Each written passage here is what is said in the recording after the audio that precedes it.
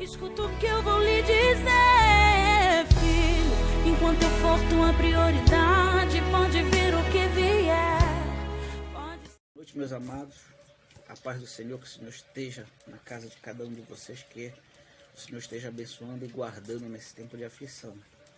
Espero que todos estejam fazendo a meditação, que a meditação possa estar em dia, né? Que a gente possa estar lendo, decorando, estar buscando a Deus de todo o coração. Agora, nesse momento que a igreja não está podendo se reunir fisicamente, mas a igreja somos nós, né? Somos nós na nossa casa.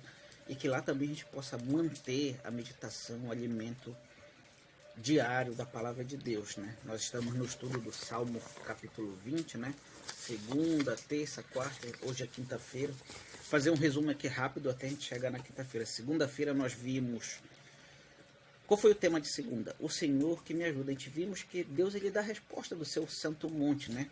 No tempo de angústia, no tempo de aflição, quando a gente clama, que a gente abre a boca e clama ao Senhor, Ele inclina seus ouvidos e Ele dá a resposta ao nosso clamor. Terça-feira a gente viu o Senhor que não esquece de mim. A gente viu que Deus ele lembra daquilo que nós fizemos para Ele. Ele lembra e Ele responde segundo as nossas ações. Não que seja um toma lá da cá com Deus, que eu faço e Deus me retribui. Não é essa a questão. É porque Deus ele é justo. Ele sabe o que nós fazemos. O que a gente fez pela igreja, o que a gente fez por Ele, o que a gente fez pelas pessoas. Então Deus ele retribui porque Ele é justo também. A gente viu isso na terça-feira, né? Quarta-feira a gente viu, o Senhor nos dá vitória, a gente viu que a nossa confiança, a vitória está no Senhor, que Ele é o nosso Salvador, né? Ele é a nossa bandeira de guerra, né?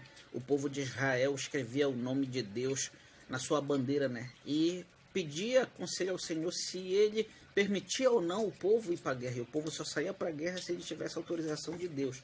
E a Bíblia diz que Deus ia na frente dando a vitória ao povo de Israel, né? Então Deus ele nos dará a vitória, foi a meditação de quarta-feira, né? E hoje o tema, o Senhor é a minha segurança e nele confio. No Salmos 27:8, né? No Salmos 27:8 ele diz o seguinte: alguns confiam em carro, outros em cavalo, mas nós confiamos no Senhor.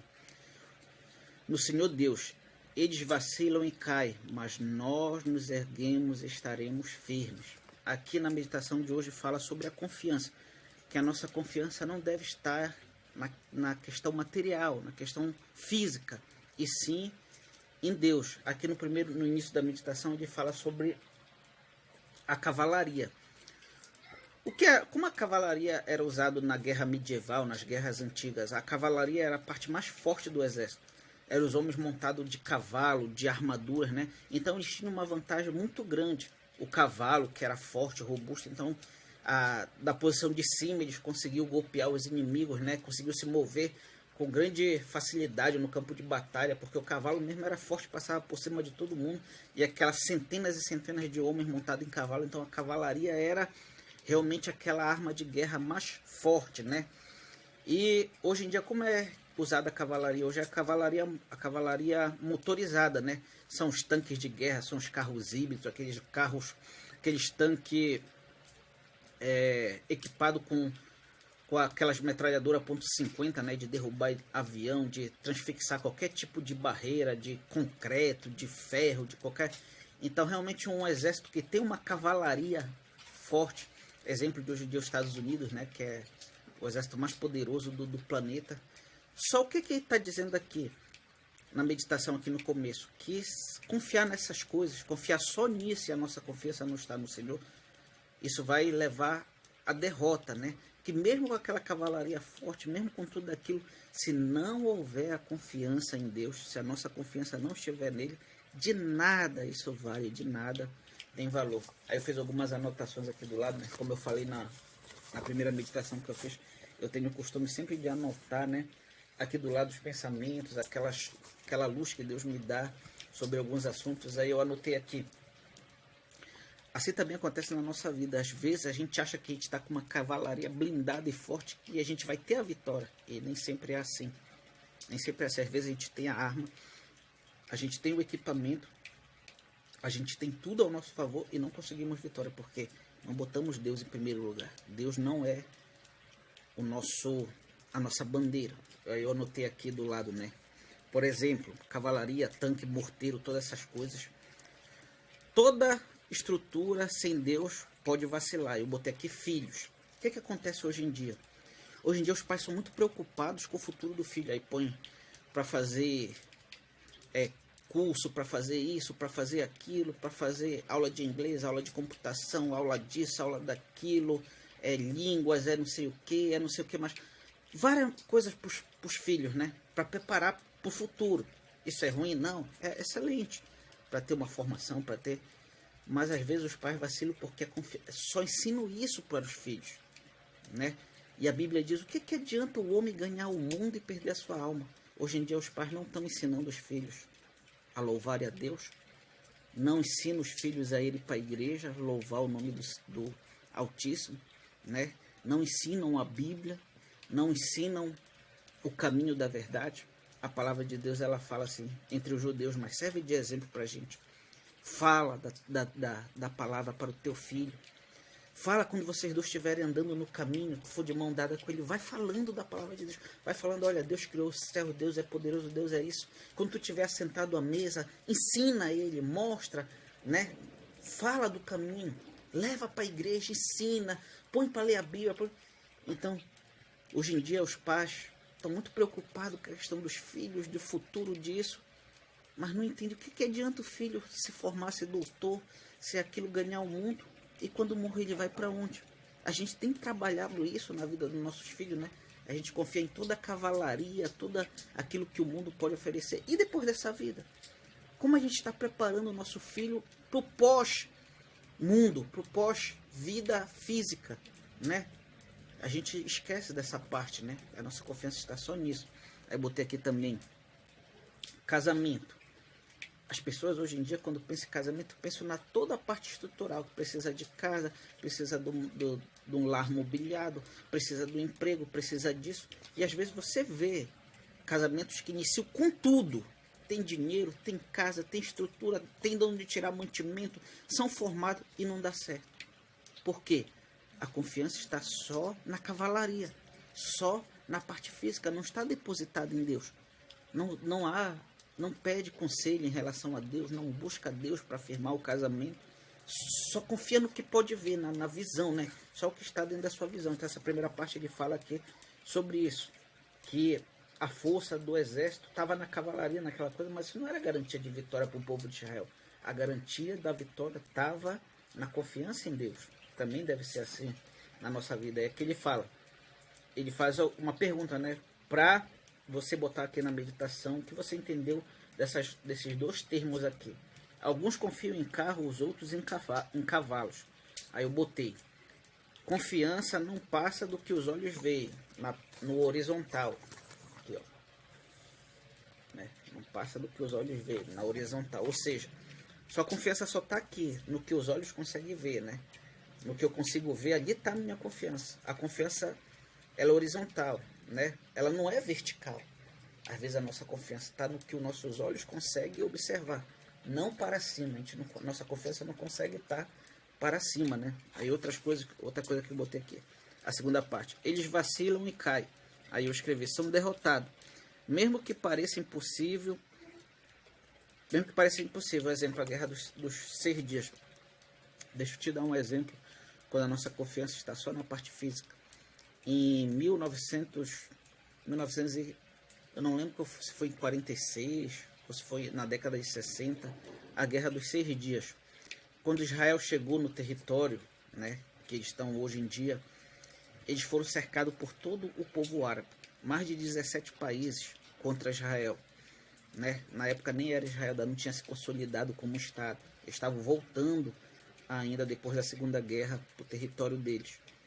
E toda a Liga Árabe, aqueles países que se envolveram diretamente, como a Síria, o Egito, né, o Irã e os outros países que ajudaram, não diretamente, mas ajudaram com tropas, com soldados, com tanques, né, como o Afeganistão, todos aqueles países ali ao redor, todo mundo se levantou contra o povo de Israel.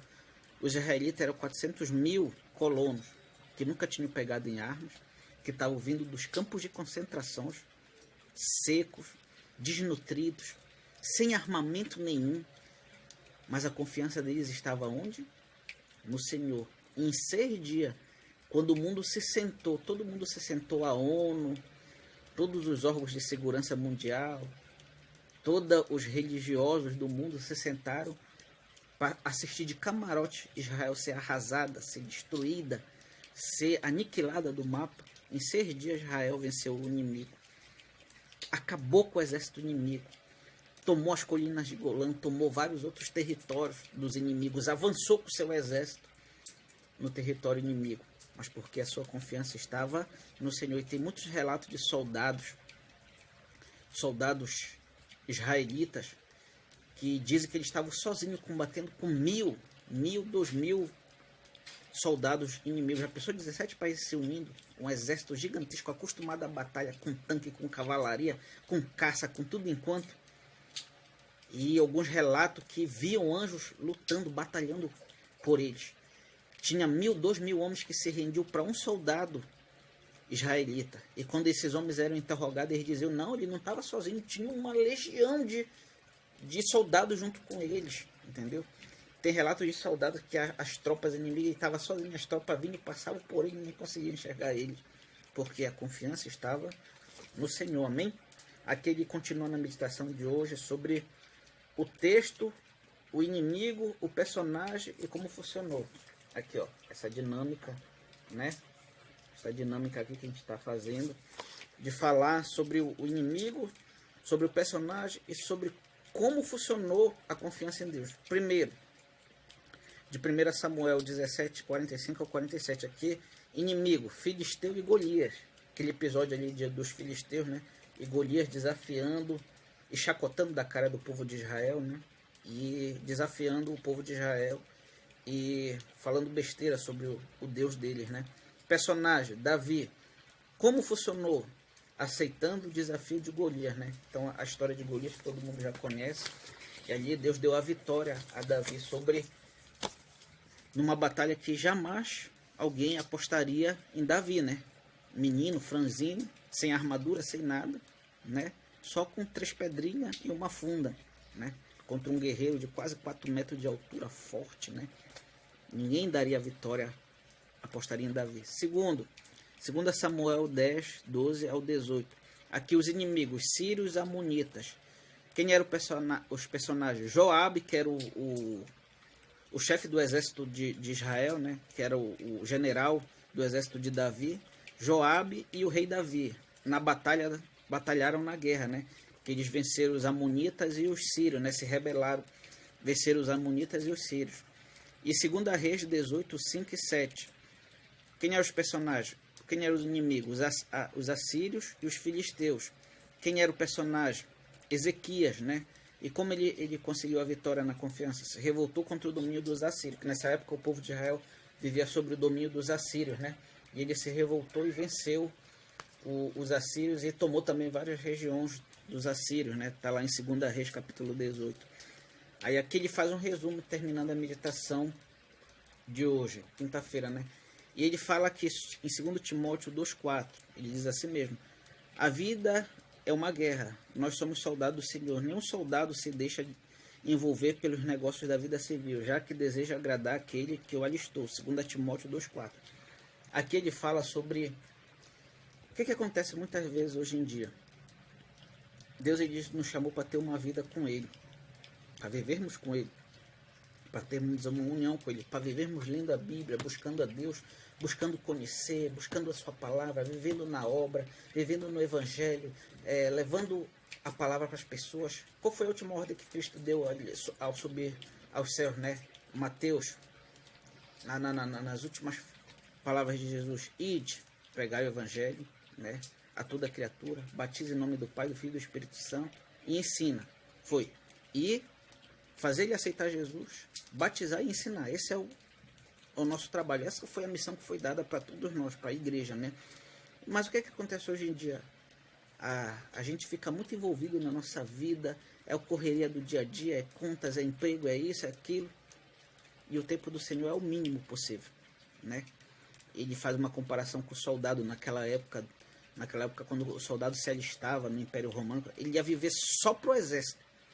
O exército ia bancar alimentação, roupa, tudo, mas ele ia viver só para o exército. Ele ia se focar só nas guerras, porque os romanos estavam naquela parte de expansão, né? Conquistando toda a Europa, a Ásia, o Mediterrâneo. Então, eles precisavam enviar exército para todo lado. Então, precisava estar focado só naquilo. Cristo quer que nós estejamos focados na sua palavra, no seu evangelho. Claro, a gente tem que viver ainda a vida que nós vivemos no mundo. Precisamos trabalhar, precisamos das coisas. Claro, tudo bem.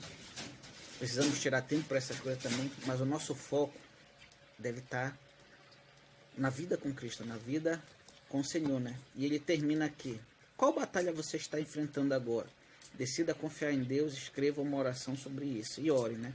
E ele encerra dizendo, qual é a batalha que você está vivendo agora? Qual é a guerra que você está travando? Aí eu não vou pôr aqui porque é uma coisa mais pessoal minha, né? Não vou mostrar porque é uma coisa mais pessoal minha. Aqui 3 áreas que eu botei que estou sofrendo tô ali na guerra, na batalha, nesse momento com essas 3 áreas. E qual é a batalha que você está passando nesse momento? É o corona? É a quarentena? É o medo? É o pavor? Mas às vezes também é casamento, é financeiro, é emocional, psicológico. Qual é a batalha que você está enfrentando agora? Será que ela é tão forte assim que o Senhor não pode vencer? Será que ela é tão forte assim que o Senhor não pode guerrear por ti? Né? Então confia em Deus, a nossa confiança deve estar no Senhor, nosso Deus. Amém?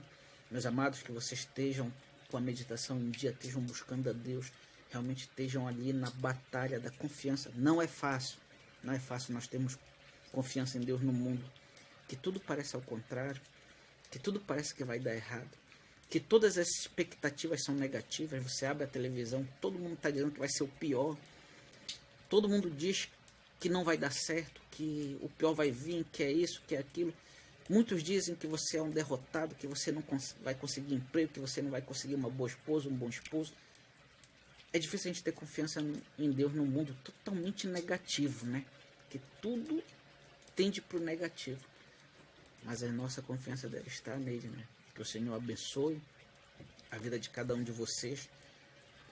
Que mais breve possível a gente possa estar reunido, louvando e agradecendo o nome do Senhor. E continue a meditação. Amanhã, sexta-feira, é a última parte da meditação. Então, medite, põe em dia a sua meditação, ore para Deus, encerre a meditação com uma oração. Amém? Que o Senhor abençoe a casa de cada um de vocês.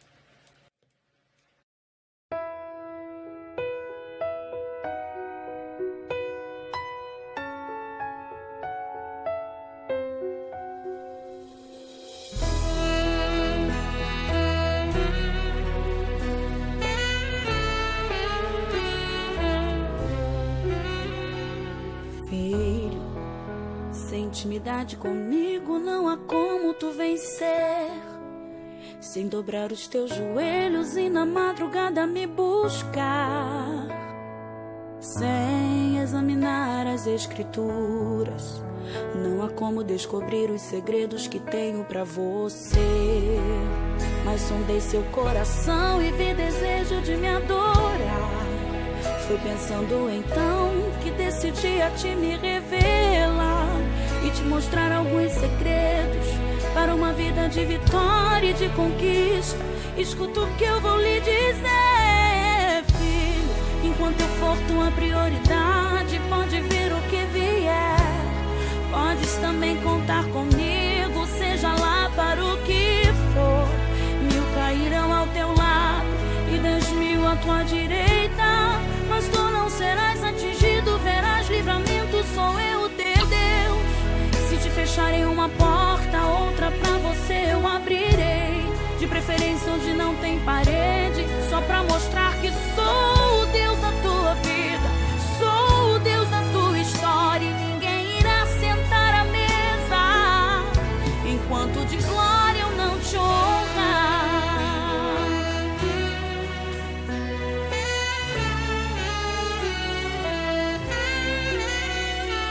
Mas sondei o teu coração e vi desejo de me adorar.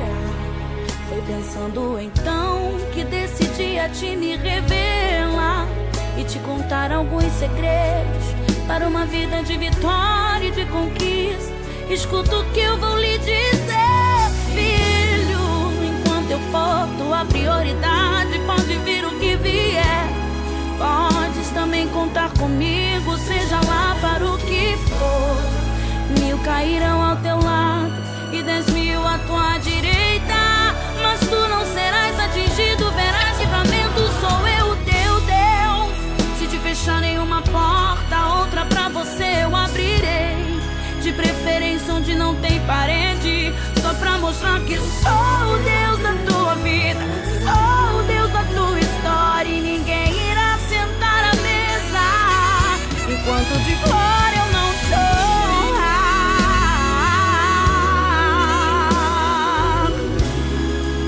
Podes também contar comigo, seja lá para o que for. 1000 cairão ao teu lado e 10.000 à tua direita, mas tu não serás atingido, verás livramento. Sou eu, teu Deus. Se te fecharem uma porta, outra pra você eu abrirei. De preferência onde não tem parede, só pra mostrar que eu sou o Deus da tua vida, eu sou o Deus da tua história, e ninguém irá sentar à mesa enquanto de glória